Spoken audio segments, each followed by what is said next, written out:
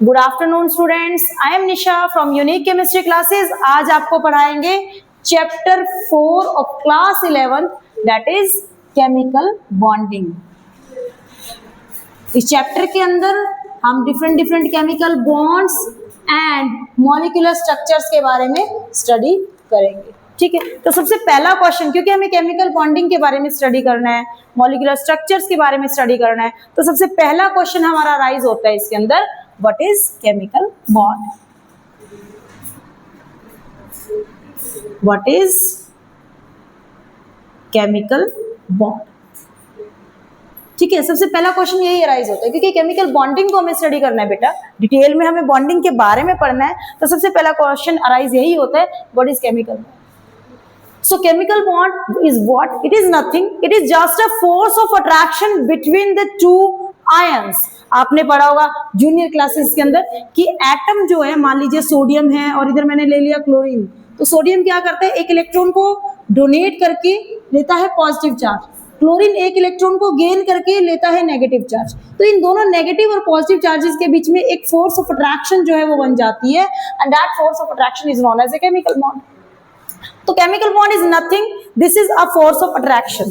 ठीक है, एक फोर्स ऑफ अट्रैक्शन है जो होल्ड करती है दो एटम को एक साथ। तो दो एटम को एक साथ होल्ड करने की जो पावर होती है, that force of attraction is known as chemical bond. उसको हम केमिकल बॉन्ड के नाम से जानते हैं। ठीक है, अब नेक्स्ट क्वेश्चन अराइज ये होता है बेटा, why a chemical bond is formed? भाई एक केमिकल बॉन्ड बनता क्यों है, क्या जरूरत है एटम को एक केमिकल बॉन्ड को बनाने की? ठीक है, तो सबसे पहली बात, केमिकल बॉन्ड कुछ नहीं है बेटा, ये ऐसी कोई रस्सी नहीं बंधी हुई दो एटम्स के बीच में।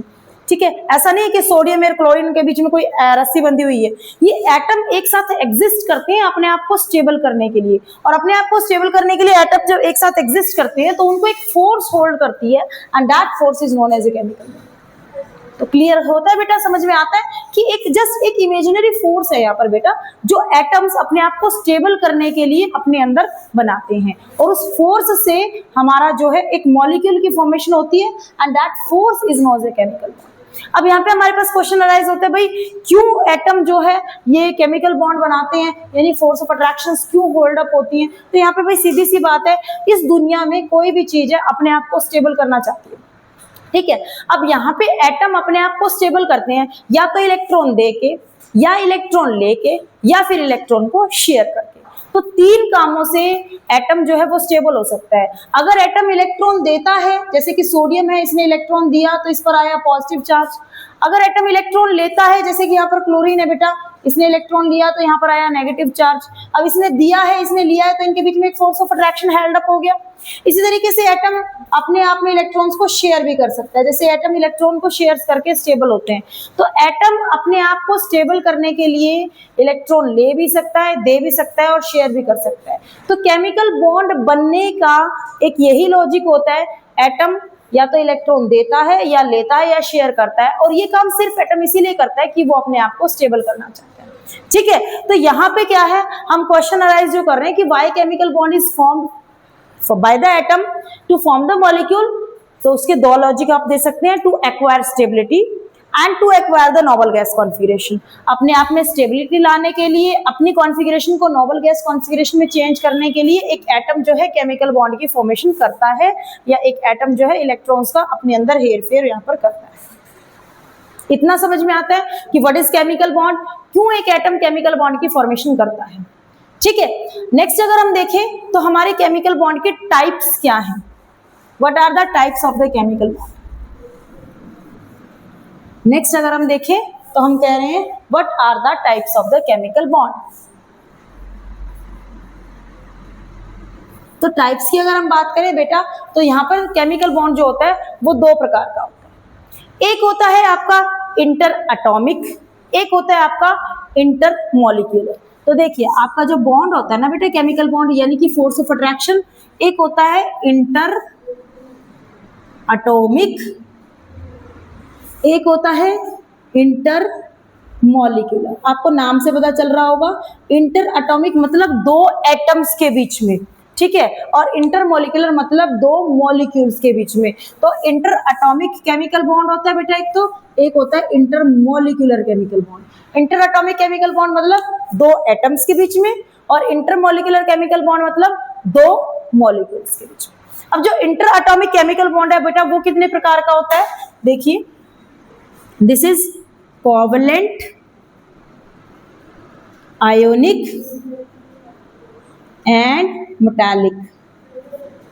ठीक है, कोवलेंट बॉन्ड, आयोनिक बॉन्ड और मेटालिक बॉन्ड, ये तीन प्रकार के जो बॉन्ड होते हैं वो होते हैं इंटर एटॉमिक। और इंटरमोलिकुलर कौन से फोर्सेस होते हैं बेटा, केमिकल बॉन्डेड बॉन्ड्स कौन से होते हैं बेटा, एक होते हैं वेंडरवॉल्स फोर्स ऑफ अट्रैक्शंस, और एक होते हैं हाइड्रोजन बॉन्डिंग। तो आपके एटम्स के बीच में जो बॉन्ड होते हैं वो होते हैं covalent bond, ionic bond and metallic bonds.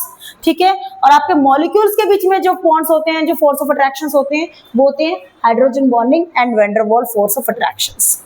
तो इस चैप्टर के अंदर हमें इन्हीं सभी चीजों को डिटेल में पढ़ना है, और उसके बाद पढ़ना है कि मॉलिक्यूल्स जो है वो कैसे बनते हैं, कौन सी थ्योरीज आई थी जो इन सब चीजों को एक्सप्लेन करने में हमारी मदद करती है। हल्का सा आइडिया अगर आपको दे तो कोवलेंट बॉन्ड क्या होता है बेटा, which is made by sharing of electrons. Chemical bond कौन सा होता है, कोवलेंट केमिकल बॉन्ड, जिसमें एटम्स अपने इलेक्ट्रॉन को शेयर करते हैं। ठीक है, आयोनिक बॉन्ड कौन सा होता है, in which loss and gain of electron will takes place. इसके अंदर क्या करते हैं, एक एटम अपने इलेक्ट्रॉन को लूज करता है और एक एटम अपने इलेक्ट्रॉन को, बाहर से इलेक्ट्रॉन को गेन करता है, एंड लूज और gain of electron will form the ionic bond.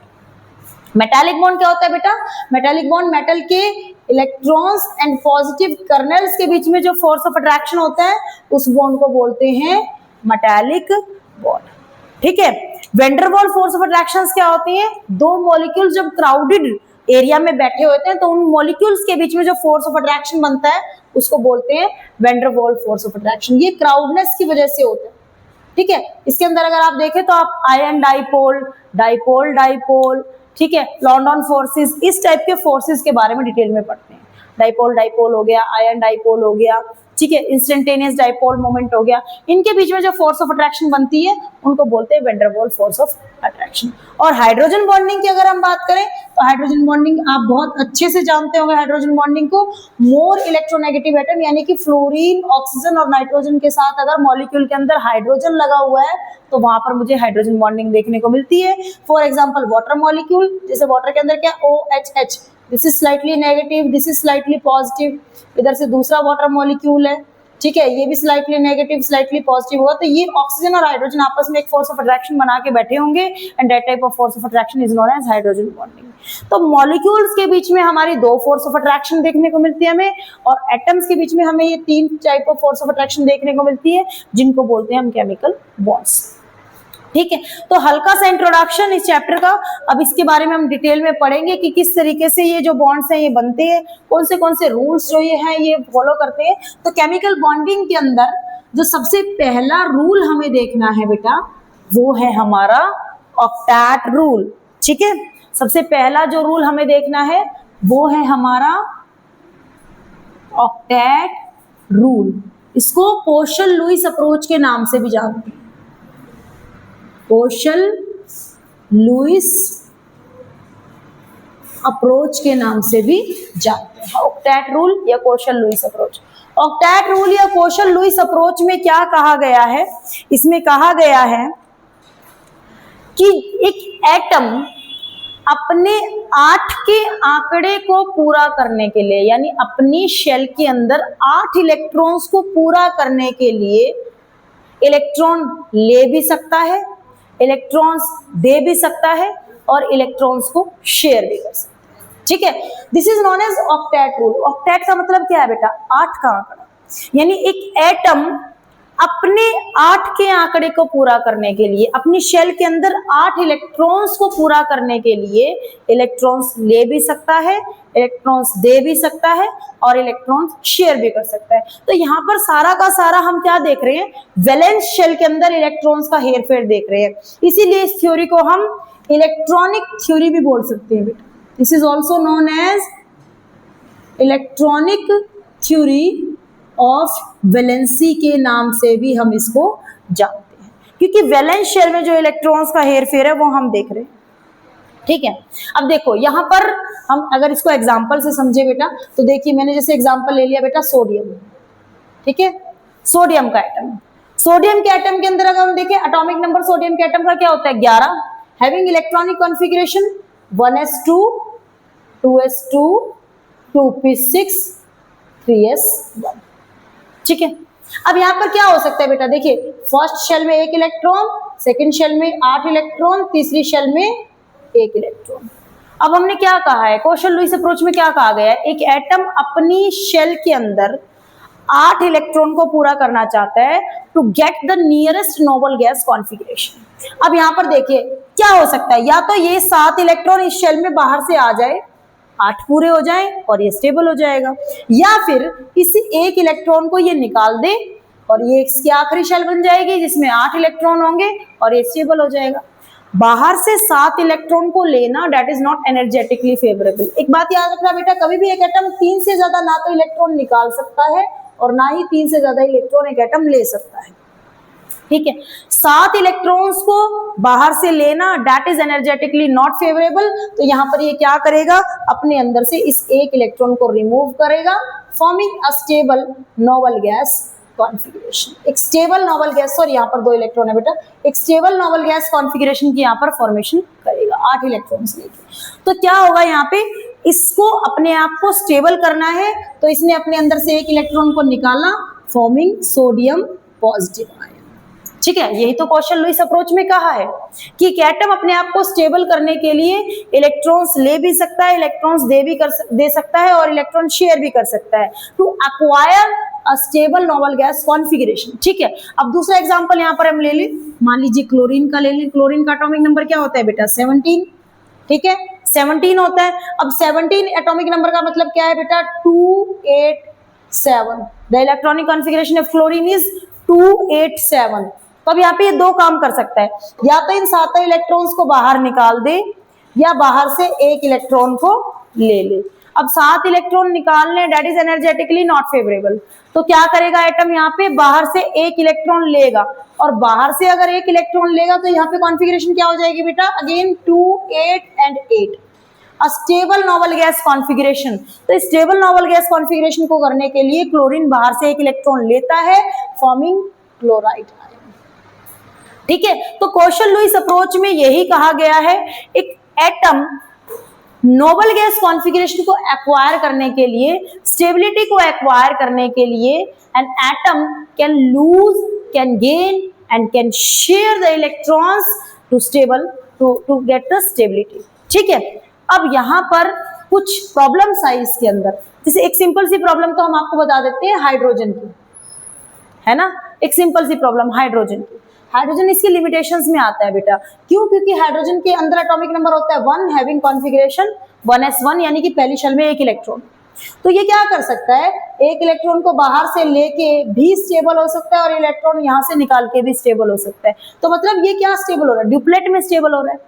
बाकी सारे एटम ऑक्टेट में स्टेबल होते हैं, दिस इज ऑक्टेट रूल, लेकिन हाइड्रोजन एक ऐसा एटम है, हीलियम एक ऐसा एटम है जो ड्यूप्लेट में स्टेबल है।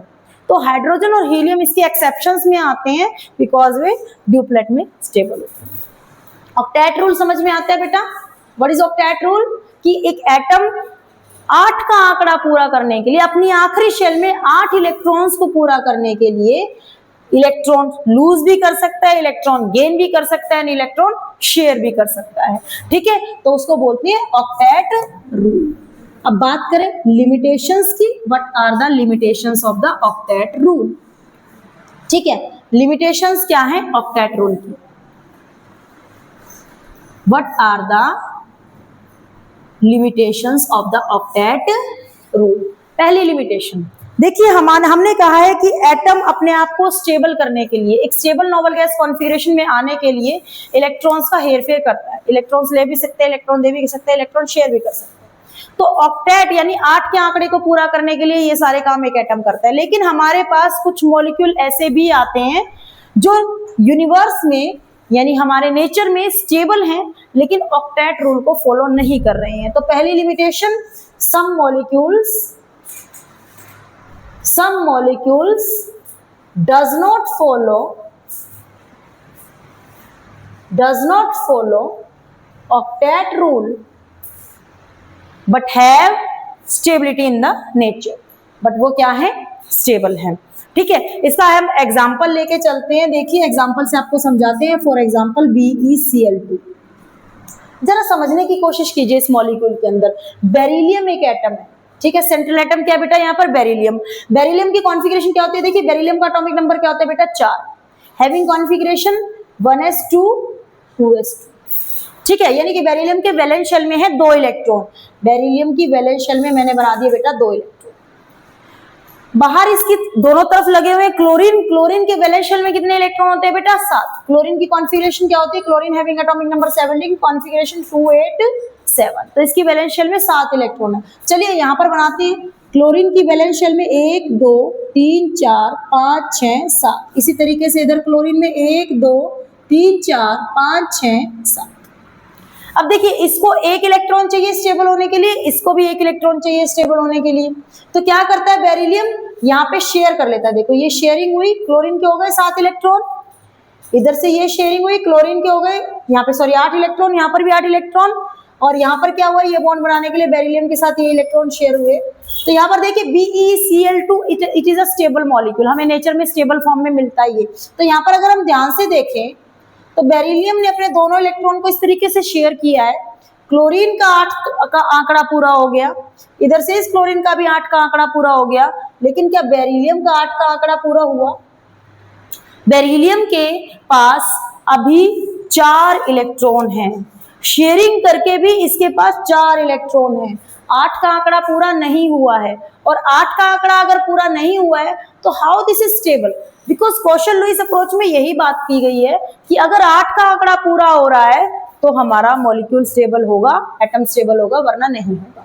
तो पहली लिमिटेशन यही है कि हमारे मॉलिक्यूल के अंदर 8 का आंकड़ा पूरा नहीं हो रहा है। कुछ मॉलिक्यूल ऐसे भी हैं फिर भी वो स्टेबल है। इसका एक और एग्जांपल ले सकते हैं हम बेटा, BeH2, BH3, BCl3, you can see all these molecules, in all these molecules octet rule follow नहीं हो रहा है।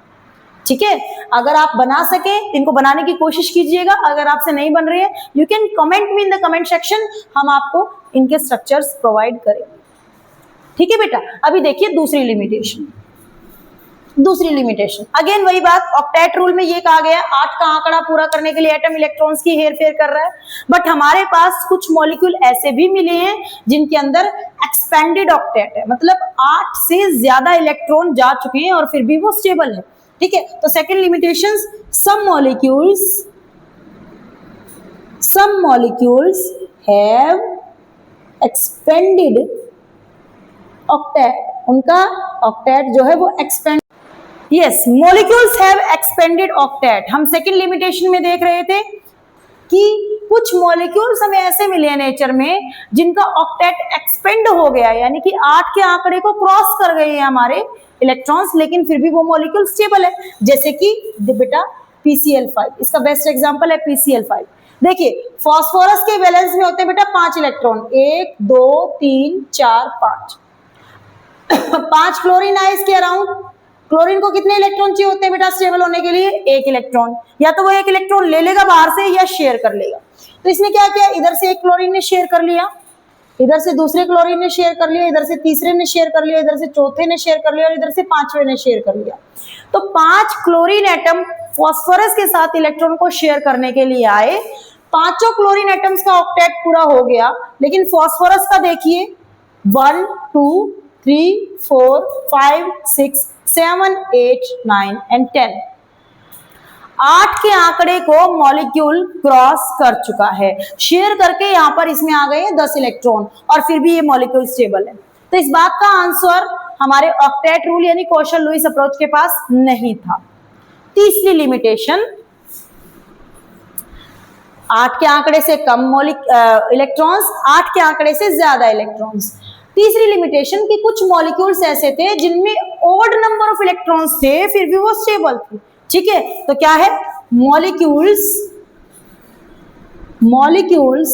With odd number of electrons, वो